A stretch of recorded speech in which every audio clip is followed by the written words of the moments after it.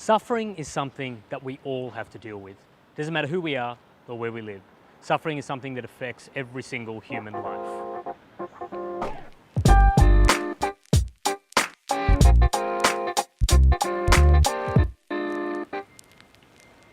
Because suffering is everywhere, any worldview or understanding of reality that is worthy of being taken seriously would have to have an intellectually coherent, a practically compelling, and an emotionally relevant response to the problem and reality of suffering.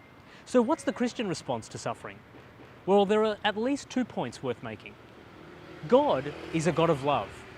And the only way that love is made real in the lives of people is through relationship. So he's also a God of relationship. For relationship to be authentic, there has to be freedom for those in their relationship to either enter or not to enter that relationship, to either choose to love or not to love.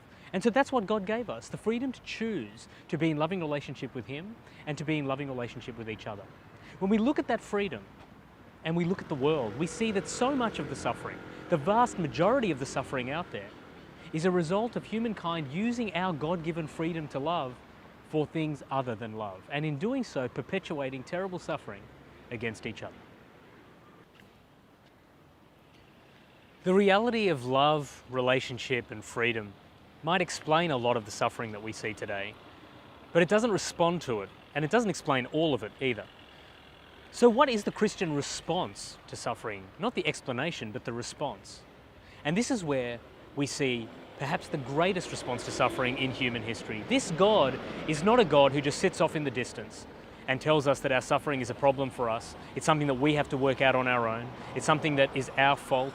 It's something that doesn't matter. It's something that's an illusion. It's something that's simply in our imagination. He knows that it's real. He cares for us and He loves us so much that He actually stepped into the world as a person and went to a cross, took on all of the suffering, all of the anxiety, all of the evil, all of the guilt and all of the shame of us onto Himself, suffered for us and did away with it. Jesus Christ on the cross, the greatest response to suffering in human history. This is a God who suffered for us, and now if we are willing to step into relationship with Him and walk with Him, He's a God who's willing to suffer with us. A God of love, a God of relationship, and a God who won't just comfort us through our suffering now, but He offers us a promise and a hope of an eternal future with no more suffering at all.